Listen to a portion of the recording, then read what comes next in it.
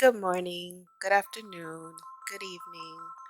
I hope you're enjoying your day, your afternoon, or your evening, and you're having the best experience ever.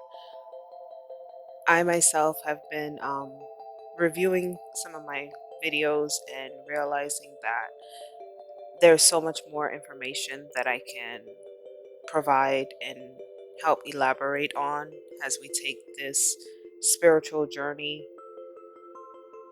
and we integrate our daily lives into what we're personally experiencing internally.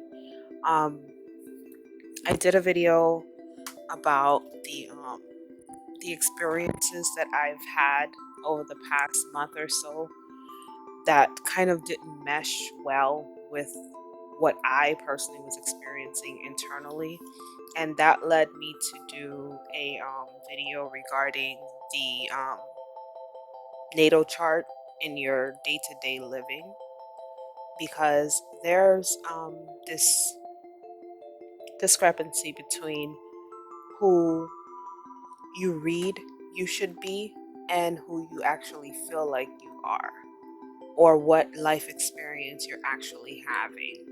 And I think as more and more of us are waking up into this upcoming new age of Aquarius, as everyone is saying, we're diving deeper into ourselves, into our own personal energies, to see what it is that we either have to incorporate, fix, strengthen, or learn about ourselves in order to live that life that we know we were born to live. And so, there's going to be a series of videos titled As Above, So Below. And the correlation with as above, so below is to kind of integrate what I call that star seed that we are. I personally believe that before we were conceived, our lives were mapped out. Our higher self mapped out our lives. And as we went into conception, were born, grew up, depending on, excuse me, depending on the family, the environment, the culture, the socioeconomic status that we were raised in, that kind of deterred our life experience from what we probably designed for ourselves. So, briefly, I'll use myself, where this was what, 12 years ago? No, 16, 6 years ago, 6 years ago. I did in 2013. I'm sorry, my mind was way, I was in 2020 something just now. Um, in 2013, I really got really in depth into the studying of astrology, numerology, colorology, the chakras. I had been studying numerology, the chakras, and astrology prior, but I really got in depth when it was 2011 when I visited a crystal shop. And I had not been inside of a crystal shop since I think it was 2005. So 6 years later, I go inside of a crystal shop and I'm walking around, and the people there, they're so sweet. The shop is actually in my neighborhood, so now I know them. But before, it was my first time going into the shop. They're so sweet. They just kept asking me, "Can I help you? Do you need information on anything?" And I was just like, "No, I'm pretty much just looking around. I'm just seeing, I'm getting the feel for everything." And she told me, "Here's a little secret. Don't touch anything. The crystal that is meant for you is going to call out to you." And I took that to heart.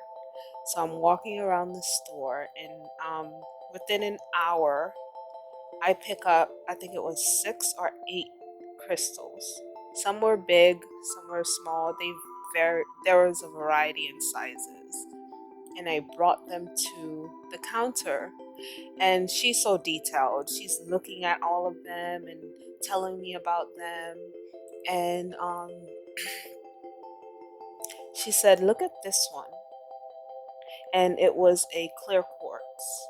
And on the inside of it, there was this part that the color just hit it in such a way that there was like a prism of color inside of it. And she was like, "I can guarantee you, if you go back to the counter where you got this crystal from, you won't find any other crystal like that.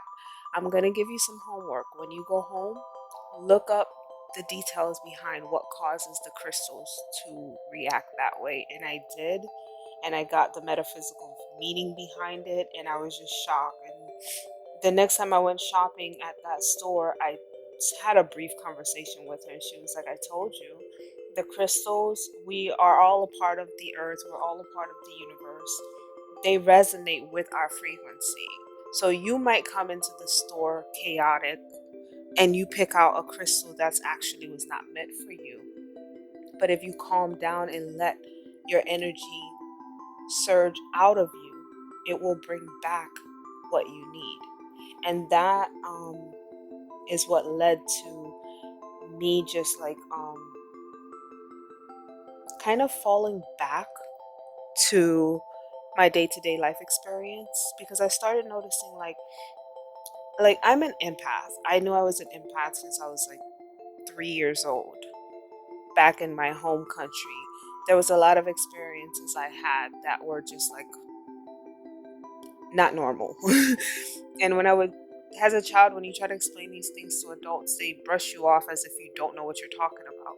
But as I got older, and being an only child, I have nothing but time on my hand.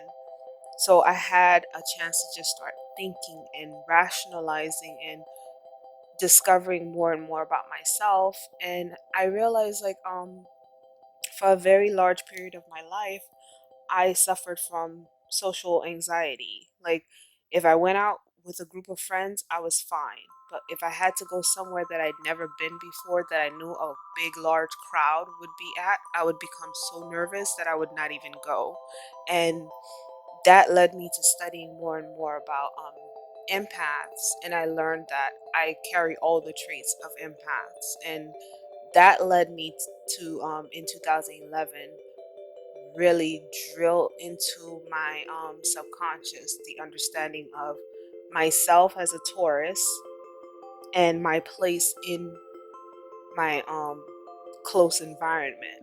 There were so many questions that I had regarding my upbringing, my childhood, that studying my numerology, my natal chart, my zodiac, my moon sign, it really helped me to understand why I react this way to something and another Taurus does not react the same way to it. So what I'm getting to is there's a lot of detail that goes into studying oneself, paying attention to oneself, that really help you with your everyday life. And it helps you to be able to deal with a lot of trauma that you might have experienced in your life. It really does help. So enough about me. We're gonna get started, and um we're just gonna start with just a brief history of what exactly is the zodiac system. um from all the research I've done, pretty much the zodiac system is the studying of the movement of the sun throughout a annual year period. For example, going as far back as ancient Egypt, the ancient Egyptians studied the sun as their god, and they studied the correlations between the movement of the sun, the moon, and the planets, and how they affected people in their civilization based on their time of birth. That led us in our modern society to study the zodiac based on the same philosophy. The only difference is the ancient Egyptians, I believe they had a 13 calendar year, with each calendar month carrying 20 days, equating to 360 days. And we have a 12 calendar year with certain months carrying 31 days and 1 month with the leap year. With the leap day. And we divide our zodiac system into those 12 months, which equates to the 12 signs. And then we divide those 12 signs into 4 elements. And then we then divide those 4 elements into 3 qualities. Now, if you follow the zodiac, you know there's 12 signs, starting with Aries, ending with Aquarius. The 4 elements are earth, air, fire, and water. The earth element consists of Taurus, Virgo, and Capricorn. The air element consists of Gemini, Libra, and Aquarius. The fire element consists of Aries, Leo, and Sagittarius. And the water element consists of Cancer, Scorpio, and Pisces. Now, those 4 elements are then divided into 3 qualities, which are cardinal, fixed, and mutable. Now, what each quality simply means is cardinal is the start of the season, fixed is that center sign within each season, and then mutable is that sign that's interchangeable. For example, at the beginning of the zodiac is Aries, who starts spring. And then the fixed sign after Aries would be Taurus, who holds spring together and continues the spring cycle. And then the mutable sign would be Gemini, who takes on partial of the spring cycle and then changes into the summer cycle. Well, starts to change into the summer cycle. The weather starts to change and all that good stuff starts happening. And then we rotate back into another cardinal sign, which is Cancer, which actually jumpstarts summer, has Gemini passes that warm weather over to Cancer. And then Leo is the fixed sign that holds summer together. And then Virgo is the mutable sign that takes on that summer weather and then starts changing into the fall weather, but hands it over to Libra, who, once again, you get the point, is a cardinal sign that starts it, and then Scorpio holds it, and then Sag changes from fall to winter, then Capricorn starts winter, Pisces holds winter together, and Aquarius now takes on winter and then passes that nice cool breezy weather of spring onto Aries, and we're right back at it again. So the cardinal signs are Aries, Cancer, Libra, and Capricorn, which if you're studying this for your own personal use, the easiest way to remember the cardinal signs are the signs that start each season: Aries, spring; Cancer, summer; Libra, autumn; and Capricorn, winter. And then the fixed signs are the signs that follow the cardinal signs. Taurus comes after Aries. You have Leo after Cancer, Scorpio after Libra, and Pisces after Cap. And then your mutable signs will follow your fixed signs. So you have Gemini, you have Virgo, Sagittarius, and Aquarius. That's the easiest way to remember the qualities of the signs.